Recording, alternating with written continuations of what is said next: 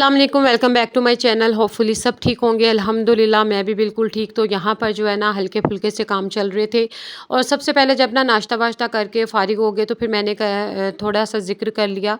ये गुठलियाँ जो है ना मैंने बिल्कुल अपनी अब टेबल पे रखी हुई हैं और वैसे भी चलते फिरते इस महीने में बल्कि पूरा साल हर दफ़ा ही पढ़ना चाहिए, लेकिन इस महीने में ख़ास तौर पे जो है ना दुरूद पाक का ज़रूर एहतमाम करना चाहिए। तो यहाँ पर मैंने ना ये गुठलियाँ रखी हुई हैं, तो मुझे फिर ये होता है कि अगर सम टाइम भूल भी जाओ ना आते जाते थोड़ा थोड़ी सी करके ये डेली की डेली पढ़ी जाती हैं, तो रात तक ये काफ़ी ज़्यादा हो जाती हैं और डेली का डेली इसाले सवाब कर दें तो बेहतर होता है।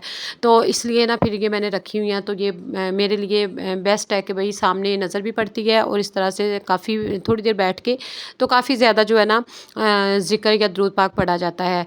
उसके बाद ये है कि किचन के बर्तन है थोड़े से वो वॉश करूँगी और कपड़े जो थे हल्के से एक बिल्कुल थोड़े से थे वो मैंने वॉश कर लिया, हल्की फुल्की सी जो चीज़ें वगैरह उठा ली थी और उसके बाद ना हेल्पर आ गई और उसके साथ मैंने क्लीनिंग अब स्टार्ट करनी। आज थोड़ी सी डीप क्लीन करेंगे, लेकिन वही बात है कि बारी बारी एक ही दिन में फिर काफ़ी जो है ना थकन हो जाती है। तो आज जाए नमाज़ थे, इनको काफ़ी देर हुआ था वॉश नहीं हुए थे, तो मैंने सोचा कि इनको भी ना अच्छी तरह से वॉश करके फैब्रिक कंडीशनर कम्फर्ट जो है वो थोड़ा सा ऐड कर लिया था और बड़ी अच्छी सी फिर ना खुशबू आती है कपड़ों से। ये जाए नमाज़ से ब्लैंकेट से 2 अदद जो ब्लैंकेट थे वो वॉश कर लिए थे। अभी मैंने 20 दिन पहले जो वॉश किए थे, तो मुझे ना अजीब सी उनसे स्मेल सी आ रही थी, तो मैंने सोचा उनको भी ना वॉश कर लूँ। और आज इतनी ज़्यादा धूप थी, अच्छी खासी जो ना तेज़ धूप थी और फिर अच्छी खासी धूप भी लग गई इनको। ब्लैंकेट ड्राई हो गए थे। अब जाए नमाज़ जो है इनको भी मैं समेट के तो रख दूँगी। उसके बाद ना जब गुलशन आ गई है तो फिर मैं उसके साथ ना उससे कह रही थी कि फ़ैन जो है उतनी देर मैं और काम कर लेती हूँ, तुम ना पंखे वगैरह साफ़ कर लो। फ़ैन काफ़ी गंदे हुए हुए थे क्योंकि गर्मी है और टीवी लाउंज के तो पंखे हद से ज़्यादा गंदे थे, क्योंकि एक रूम वाला भी बड़ा गंदा था और ये टीवी लाउंज वाले क्योंकि ये चल रहे होते हैं ना दिन रात, और फिर इस वजह से काफ़ी गंदे थे। और सबसे पहले जो है ना नज़र पंखों पर ही पड़ती है मेरी खुद की भी, कहीं भी चली जाओ ना सबसे पहले जो मेरी नज़र है वो फ़ैन पे पड़ती है। तो फ़ैन बुरे हों तो फिर बहुत बुरा लगता है। तो खैर पंखे शंखे और ग्लोब वगैरह सारा हम लोगों ने साफ़ कर लिया, फिर बाकी क्लीनिंग कर ली। तो आज मैंने जाना था गुलशन के साथ ना बुध बाज़ार, काफ़ी अरसे बाद गई, लेकिन मैं कभी कभी चली जाती हूँ क्योंकि जब 2-4 चीज़ें लेनी हो ना किचन की और फिर वही बेस्ट होता है। तो मैं उसके साथ चली गई। हम लोगों ने काम शाम जल्दी कर लिया था टाइम पर और उसको पता था कि भाई जाना है, तो फिर उसके साथ मैं चली गई और 2-4 चीज़ें लेकर आई ग्लास के, जैसा कि शीशे के गिलास तो घर घर में इतने ज़्यादा टूटते हैं, तो 3 सेट जो मैंने ग्लास के लिए थे। और उसके बाद ये है कि ये मिल गए थे 400 के, क्योंकि किचन के लिए यूज़ करने थे और काफ़ी सस्ती चीज़ें भी मिल जाती हैं। ये मग देख रहे हैं, ये मुझे 300 में जो है ना वो 4 मिल गए थे और काफ़ी अच्छे लग रहे थे। और भी कलर के थे लेकिन मुझे वाइट में ज़्यादा अच्छे लगे थे।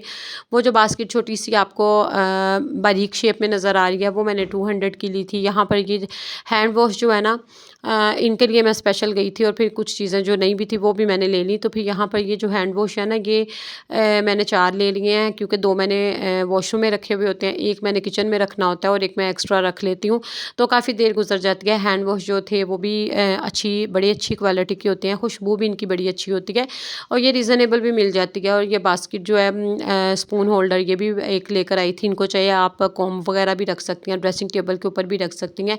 2 ये वाले अच्छे क्वालिटी सही थी इसकी। ये मैंने 2 ग्लास ले लिए और मुझे जो है ना हैंड वॉश ये मुझे पड़ा था 180, हाँ 300 के 2, तो नहीं 350 के सॉरी 2, तो 700 में 4, तो फिर मैंने 4 ले लिए थे। ये वाले जो है ना ये कंटेनर ये पहले छोटे छोटे तो वो सामने ट्रे पे नज़र आ रही होंगी छोटी छोटी डिब्बियाँ, लेकिन ये जो ये बड़े थे और इसमें काफ़ी चीज़ आ जाती है। एक तो ये फ्रिज में कुछ भी आपने रखना हो ना, तो एक इसमें ये है कि स्पेशल फ्रीज़र में अगर कोई चीज़ आपने स्टॉक करनी है तो आपने स्टोर करने के लिए ये रखेंगे, तो इसमें स्पेस भी जो है वो कम घिरेगी और आप इजीली चीज़ भी काफ़ी ज़्यादा आ जाएगी। चाहे इसमें दालें वगैरह भी आप ऐड कर सकते हो, तो काफ़ी ये काम आती है। और ये छोटा सा जो आपको डोल नज़र आ रहा है स्टील का, ये मैंने देसी घी निकालने के लिए इसमें रखने के लिए लिया था। एक और मैंने काफ़ी अर्सा पहले लिया था लेकिन उसमें ना होल हो गया था पता नहीं किस तरह से, तो वो वेस्ट हो गया। और बाकी एक ये इसके नीचे जो ये 2 रोटी के रुमाल लिए थे, एक आटा या सालन डालने के लिए वो लिड वाला स्टील का वो लिया था, और ये 2 फ़िलहाल मैट्रेस लिए थे। मैट्रेस नहीं मैट लिए थे 2 हमने। और ये जो मैट है ना, ये भी बड़े सस्ते थे, लेकिन इसकी क्वालिटी मुझे इतनी सही नहीं लग रही थी, लेकिन गुज़ारा मैंने करने के लिए ना फ़िलहाल 2 लिए, क्योंकि पहले वाले जो थे ना वो बिल्कुल रफ़ हो चुके थे। और वो फिर बाज़ार थोड़ा-सा दूर है, तो उसके लिए फिर हिम्मत करना मुश्किल होता है। यहाँ पर जी देसी घी भी निकल रहा था, ये 2 दिन से निकल रहा है, इस दफ़ा बस लंबा ही हो गया, क्योंकि गैस का काफ़ी इशू था। थोड़ा-सा भी इसका प्रोसेस हुआ तो फिर गैस का मसला हो गया, फिर थोड़ा-सा हुआ तो गैस का हो गया मसला। तो ख़ैर फाइनली इसको भी निकाल के तो फिर ही साँस आया कि ईज़ी फिर हो गया ना, तो अब काफ़ी दिन गुज़र जाएँगे, फिर बंदा ना ये है कि यूज़ करता रहता है। और इसका तरीका मैंने आपसे शेयर किया हुआ कि बनाई को सिंपल, आपने कुछ नहीं करना भाई, किसी कढ़ाई या बर्तन में डाल के चूल्हे पे हल्की आंच पे रख देना है, और थोड़ा-सा टाइम लेगा, लेकिन हल्की आंच पर ही ये बनता रहेगा। और लास्ट पे जब ऑयल ऊपर आ जाएगा और आपने स्टेन कर लेना है, ठंडा हो जाए तो आप यूज़ कर सकते हैं। और घी इतना अच्छा बनता है इससे, और वैसे भी कोई नहीं, पहले मैं ब्लेंडर में करती थी और उसको पहले मक्खन निकाल लिया, फिर उसको या हाथ से जो है ना वो घोटा लगा लिया, लेकिन ये बड़ा सिंपल सा तरीका है। इसको सिंपली मैं ना लास्ट हाँ, इसको तकरीबन मैं 2 साल से इसी तरीके के साथ निकाल रही हूँ, लेकिन बड़ा कन्वीनियंट ये रहता है। आप भी ज़रूर ट्राई कीजिएगा। उसके बाद ये बाथरूम की क्लीनिंग हो रही थी, और यही आज छोटे-छोटे काम करने थे, और इस तरह से थोड़े-थोड़े डिवाइड करके काम कर लेना। ज़ाहिर है किचन में भी काम करने होते हैं, और फिर किचन खाना-वाना भी देखना होता है। तो बेहतर है अगर एक ही दिन में हमने बखेरा डालना है ना, तो फिर बड़ा मुश्किल हो जाता है। तो बेहतर अपने कामों को डिवाइड कर लें कि आज मैंने इस बाथरूम की डीप क्लीनिंग करनी है, कल दूसरे की करनी है, कल तीसरे की, नेक्स्ट डे। और फिर या अगर मैंने किचन का एक दिन करना है, एक दिन डाइनिंग रूम वो सॉरी अपना टीवी लाउंज का करना है, एक-एक दिन में अपने बेडरूम्स करने हैं। तो इसलिए हमारे लिए ईज़ी हो जाते हैं। और ये इस तरह के जो ऑर्गेनाइज़र्स हम लोगों ने घरों में रखे हुए होते हैं, स्पेशल किचन और बाथरूम में, तो भई वक़्त के साथ-साथ ये भी बड़े गंदे लगना शुरू हो जाते हैं, और इनकी भी क्लीनिंग होती रहे तो फिर ही सही रहता है। और घर में वाक़ई जिस-जिस कोने में चले जाएँ ना, छोटे-छोटे काम निकलते ही रहते हैं, और जब उनको थोड़ा-थोड़ा करके करते जाएँ तो फिर ना घर नीट भी लगता है, और वाक़ई खुला-खुला सा भी लगता है। जिस एरिया की सफाई होगी वो खुला-खुला लगेगा। होपफुली छोटी-छोटी टिप्स और छोटा-सा ये व्लॉग मेरा सिंपल सा आप लोगों के साथ शेयर किया, आपको अच्छा लगा होगा। दुआ में याद रखिएगा। नए लोगों से रिक्वेस्ट है, चैनल को कर लें सब्सक्राइब, ताकि बेल आइकन के बटन को भी प्रेस करें, ताकि लेटेस्ट वीडियो का ना नोटिफिकेशन आपको मिलता रहे।